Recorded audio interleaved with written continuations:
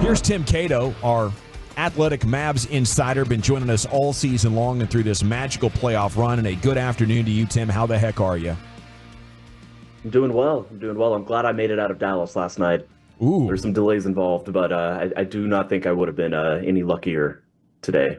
No. Nice job by airport staff to get our man Tim up there to Minnesota to cover this game. Now, what are you thinking about the update on Dereck Lively and how likely it is he plays? I would say it's more likely than not that he plays, but, what we saw at shoot-around was, him going through light workouts, the more extensive version of his workout that was meant to really gauge whether he's going to be able to play tonight was something that happened after the media was ushered out. And so it's obviously a huge question. I do think that signs are pointing to Dereck Lively playing tonight, and obviously that would be a huge thing for Dallas. He is I believe plus 22 in this series. That's a team best. It's very obvious the impact he has been making when he's out there in this series and this entire playoffs. So yeah, Dallas is absolutely hoping, crossing their fingers, lighting one of those candles that has Dirk on it. Whatever it takes to make sure that he's going to be available tonight. That's Dallas's hope. But I do think it's more likely than not. Yeah, I was wondering, like, when we get bodily injuries with guys, they fight through it. Maybe it's a knee brace they're wearing or some type of face guard when they break their nose. Is there any chance we could see, like, some type of neck brace going full Tony Khan on the basketball court for Dereck Lively? Or do they draw the line at, like, hey, a neck injury, if you have to wear a brace, then you just need to sit? It's probably that, but the mental image of him wearing one of those, those cushions, those neck cushions that you put on an airplane, yes. That mental image is pretty funny. Yeah, that said, yeah, no, I don't think. I think he's got to be able to be out there without any type of support for him to be cleared. Tim, we don't have much of a sample size for neck injuries with basketball players. Is there any way to gauge how close to 100% he could be if he can go? Yeah, that's a good question. It's, one of the symptoms was that he couldn't fully turn his head left and right, and so.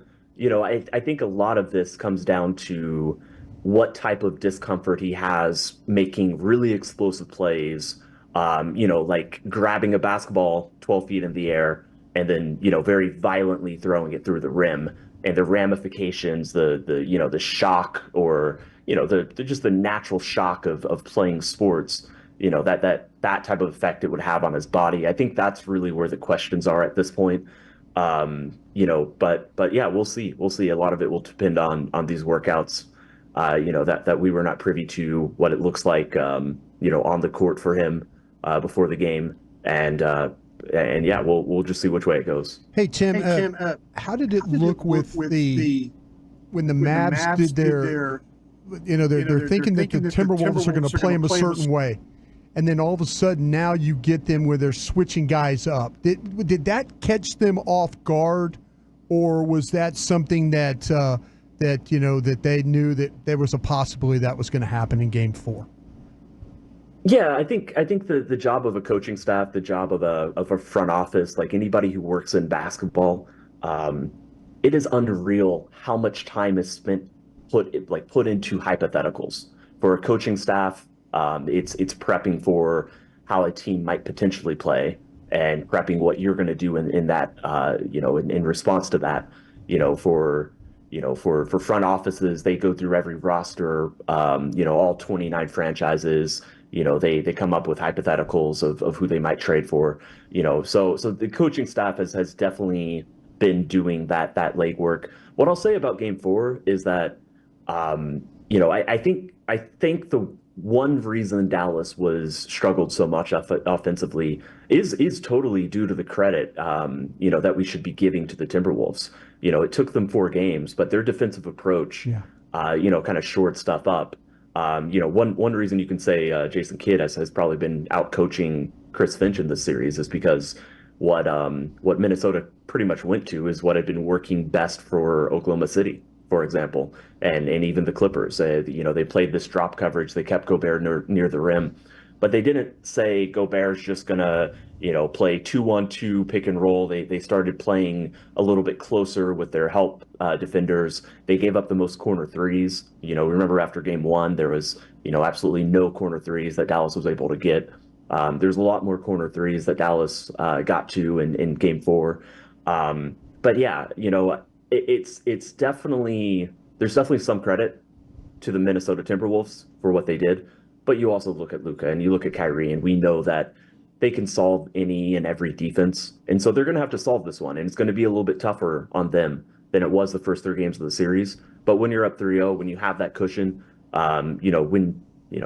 nobody wants this on Dallas, but when you even have a game home to go to in a worst case scenario, a game 6 in a couple days to, just finish off this series if things don't go well tonight, that's a lot of cushion and a lot of reasons for, optimism. And even that's like not strong enough of a term. Like, Dallas feels very good going into this game in about this series, of course. Well, and it seemed like Kyrie had really had his way up until the previous game, and McDaniels, that move to have him guard Kyrie, that switch, as you mentioned, the length, I think, really seemed to give Kyrie problems. Do you expect some sort of adjustment tonight to allow Kyrie to have more offensive success?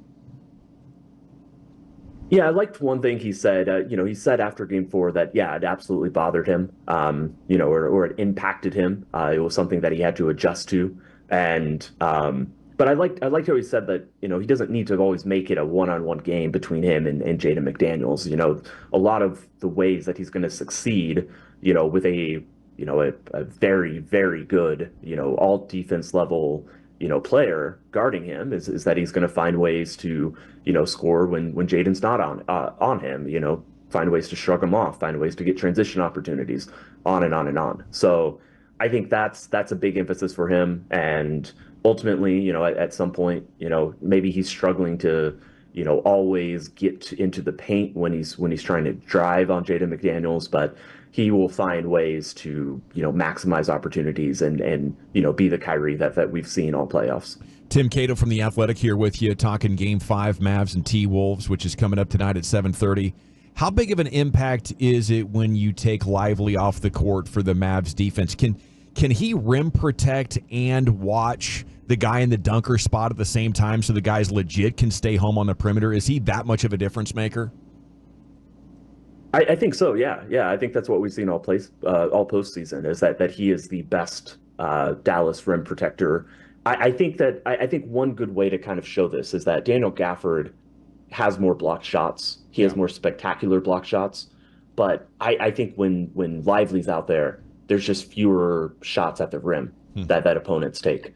I've not pulled the numbers on this, so hopefully they don't show that I'm totally talking out of my what. But that to me that's the eye test difference between those two players is that Daniel Gafford, incredible shot protector, rim protector. There's no question about that, and certainly a valuable player. We've seen, unfortunately, that Dwight Powell is, just not cut out for minutes in the series. But, the difference with Lively is even more deterral or denial of just, Minnesota's ability to get into the paint.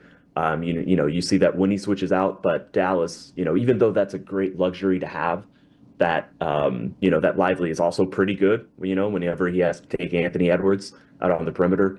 Obviously, Dallas, wants him as a rim protector near the rim as often as possible, and I think his impact there is just, unmatched on this roster. And quite frankly, I'm getting to the point that I'm going to make some hyperbolic statements about, how good of a rim protector he is, just league wide. Yes. Because I am getting close to start saying he's a top 10 guy or something like that.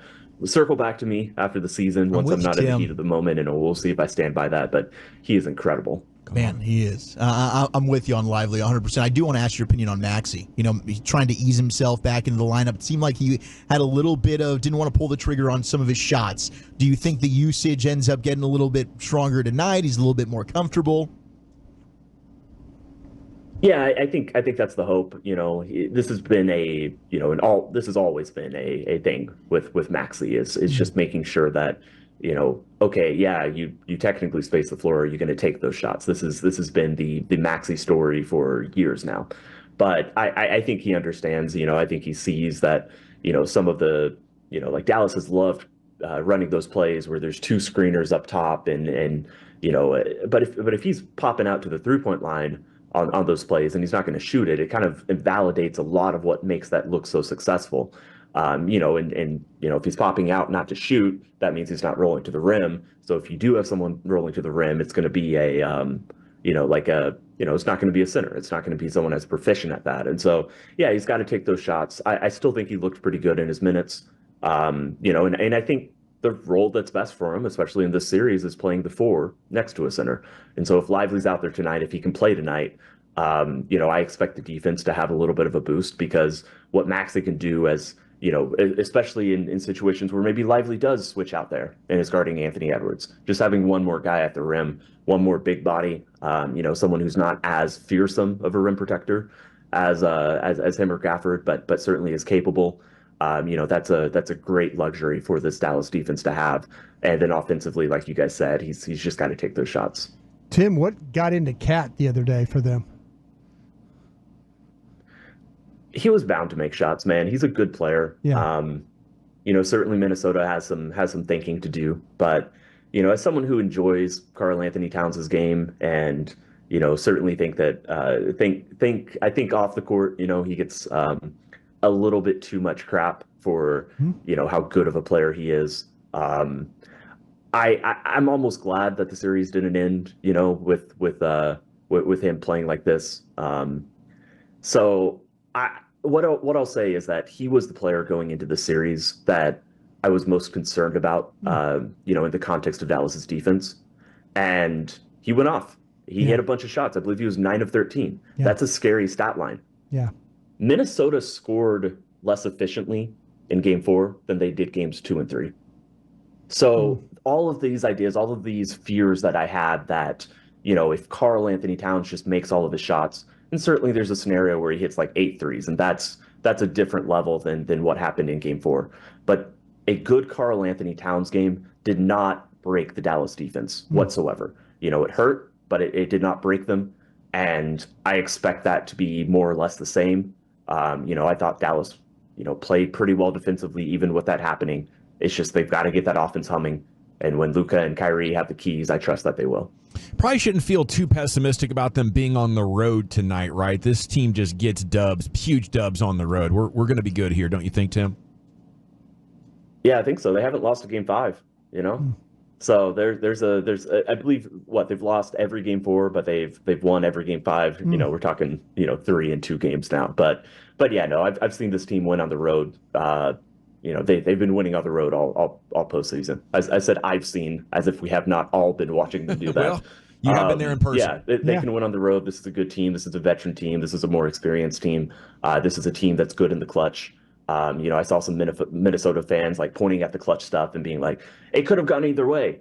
All season, Minnesota's struggles was late game offense. All season, Dallas's strength was late game offense.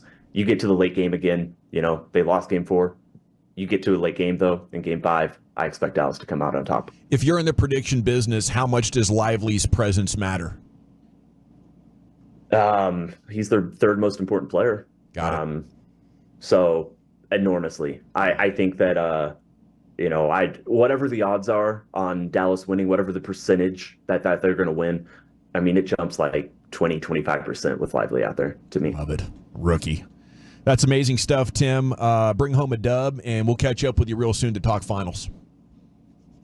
Absolutely. See y'all then.